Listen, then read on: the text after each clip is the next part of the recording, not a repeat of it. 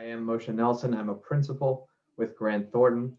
I oversee our asset and supply chain management capability in the public sector and have been involved with ALN for more than 2 years. We started this effort, I would say, a little over 2 years ago after one of ALN's great annual conferences, and a large focus on ISO 55000 implementation within the United States. And at the time, we realized that there was a need to try to bring together actors to define how we were going to implement ISO 55000 and what benefits it can be achieved for the federal government, for state and local governments, for the commercial sector, given its use internationally and positive benefits that can be expected.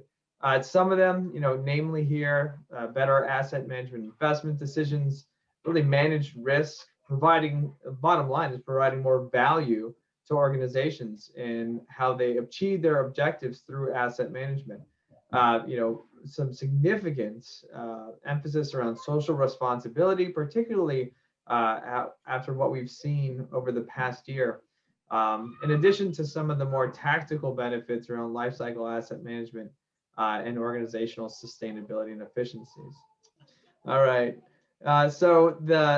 When we set up the working group for the NALs about 2 years ago, we had representatives from state and local, federal, commercial entities. And what we essentially did was tackle the national asset leadership strategy from these 6 particular areas: defining the objectives, the taxonomy of asset management, identifying what relevant stakeholders are relevant to these parties, the scope that should be included, which was a significant effort to focus effectively, and then ultimately what the objectives of these of the initiative of ISO 55000 and asset management would be, and then systems that need to come together to fulfill those objectives.